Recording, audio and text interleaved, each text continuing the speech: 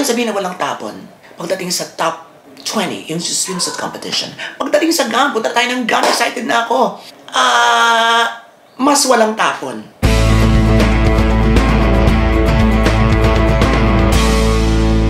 They think they are the power.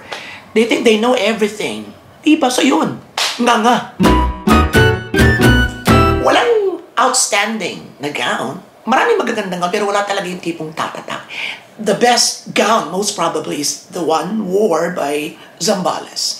I like the color combination, yung bagsak. Basta my basic criterion is something or a gown that I wish to wear. At yun ang gusto kong suotin in case.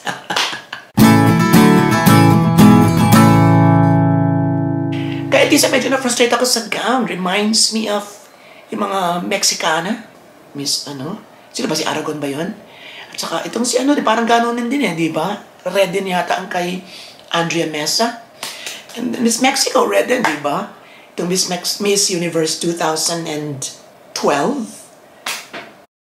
Sa gown, of course, bonggang pagkakadala ni Taguig, Sosi. Hindi ko nang gusto kay Alexi, kagaya ng kay Atisa.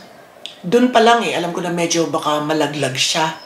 Kasi ang sumunod sa kanya ay super bongga.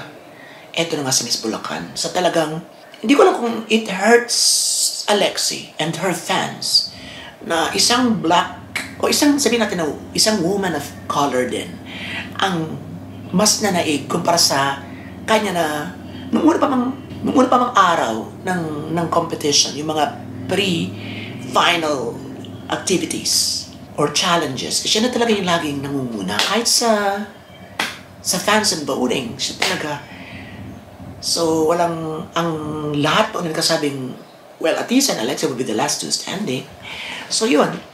Hindi ko lang kung medyo nagbigay ito ng konting sama ng loob kay Alexi, knowing that siya yung woman of color na talagang iniidolo simula pa nung una, and then may biglang pumulaga na mas magiging magaling pala sa kanya or mas makakakuha ng mataas na karangalan.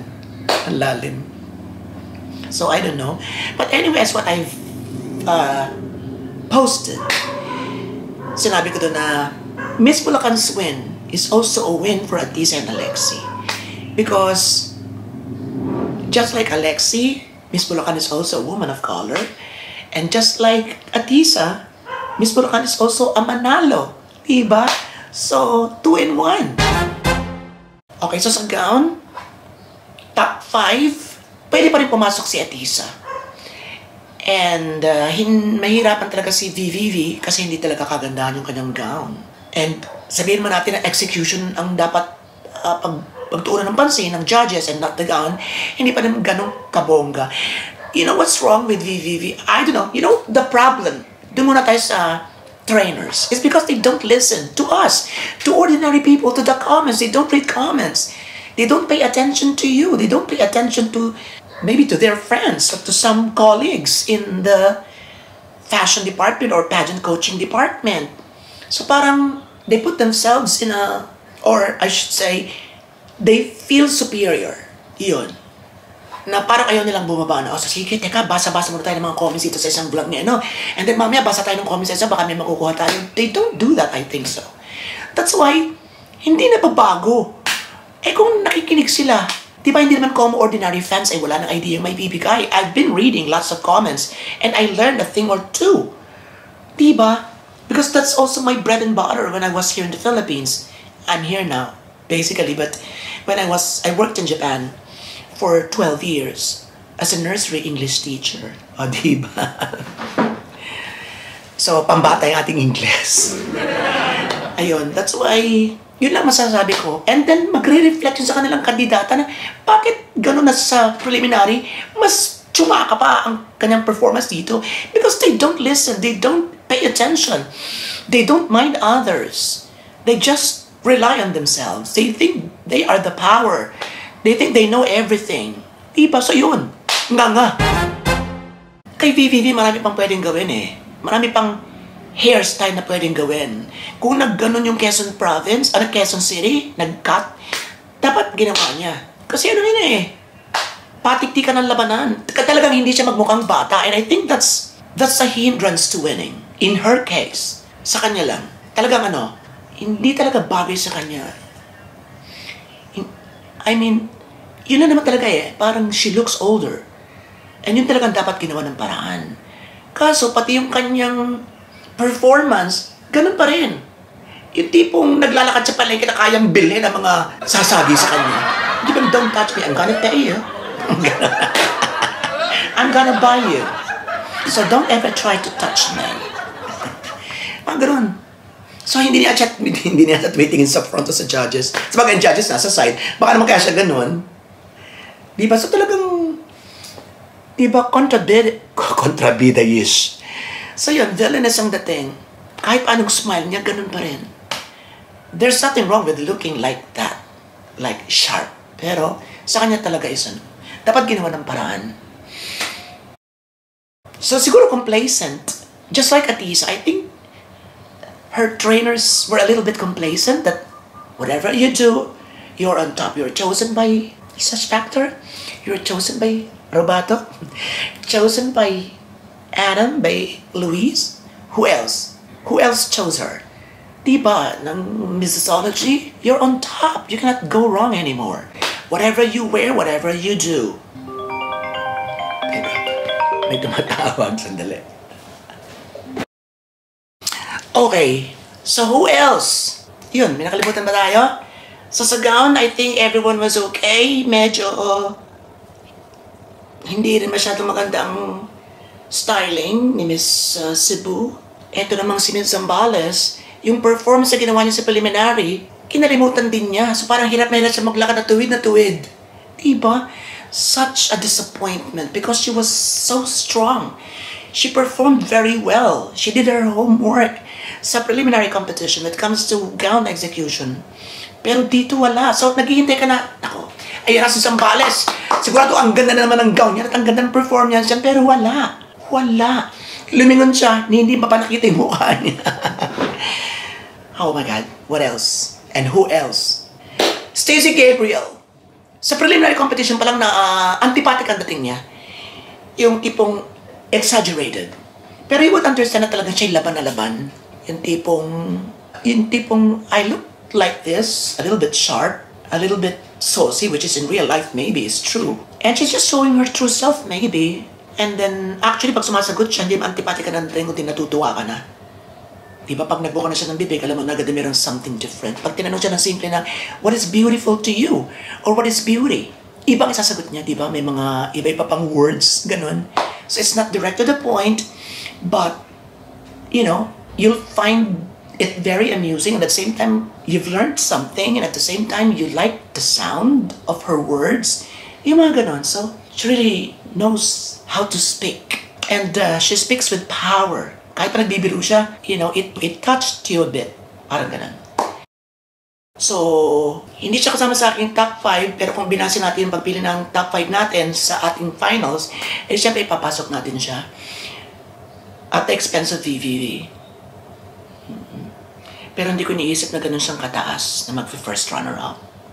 I was thinking pa rin, kasi lahat naman tama Kahit si Baguio na itawid niya ng okay lang Si Atisa, tama naman. Hindi ganun ka-spontaneous, pero it's okay, it's fine. It's correct. Hindi naman malayo ang sagot. So I thought sa last two standing pa rin sila ni Miss Taguig, pero that's one of the biggest shockers of the night when Taguig was called as 4th runner-up. And then medyo kinabahan ako kay Atisa. Mukhang lalaglag din si Atisa, pero kung malalaglag si Atisa, that would be a big consolation that naunang bumagsak si Taguig. Because everyone was thinking that it's Taguig for sure who would take the crown. But it didn't happen. That's why talagang super shocking. Iyon. And then, nung dalawa na lang natitira, dun mo lang marirealize na ang ganda nga pala ng performance itong Bulacan. Diba? So, I didn't notice it right away. Gandang-ganda ko sa kanyang performance naman ng Naomi Campbell ang datingan, pero hindi ko pa rin siya inilagay sa top 5 because I don't trust, maybe not her, but maybe I don't trust the organization that they might, nawala sa isip ko na, oo nga pala, di ba? Based on statistics nga pala, ay laging nananalo yung mga hindi talaga, no? Yung mga underrated. So yun, and then dun ko lang na-realize, oh my God, she might win. And then, malakas. Ito na, sa gestures lang, minsan nagbabasa tayo ng sinasay ko natin yung mga gestures I believe na super confident si Gabriel na siya ang mag-win. Kasi marami siyang dak-dak ng pag-aalo. Marami siyang dak-dak ng whatever. Base ko lang, yun lang sa akin pero don't get me wrong. Malakas ang expectation na baka siya manalo because she really did well. Surprisingly, she did well. More than what I was expecting. So, yun na nga. That's another surprise na hindi naman talaga surprise, pero nakaka-surprise pa rin because out of nowhere, hindi naman talaga nowhere, but out of somewhere, bigla na lang sumirit, zoom to the top, itong si Miss Bulacan. So, ayun. So, hindi mo na maiisip yung pagbagsak ni Christy, yung konti na lang mafe-feel mo sa pagkawala ng kinang ni Atisa, magpo-focus ka na lang at magbubunyi ka because walang kalaban si Manalo. Si Miss Bulacan, si Chelsea. Walang mga fans na, siguro, walang mga fans na magbabasa kanya, ba't siya nanalo kanya? Kasi wala naman silang, hindi kagaya ng Alexi Atisa brawl or clash na, yun na nga, nag-aaway-aaway ang mga fans sa kanilang dalawa. But, malinis ang datingan kasi ni Miss Bulacan. Malinis, on point. Siguraduhan ang datingan. Ginastosan. Hindi ko lang kung may kayang pamilya niya or not. But I think she's well supported, not just by the government, the local government, but by her family. And kung mga ganong datingan ang kanyang mga suot, mga galaw, sigurado tumutulong talaga sa kanya ng bongga. Financially, ang kanyang pamilya, sigurado yun. Basta yun, na-frustrate ako kay Atisa's gown. Tapos, nung final look, medyo wala na. Pinaspasan na niya. And parang, I know that I'm gonna lose it. Yan. So, yun, na-lost na siya. And then, palakpakan natin ang ating new Miss Universe Philippines. First time ko magkaroon ng top 5. Siguro hindi lang ako. Sino pa ba?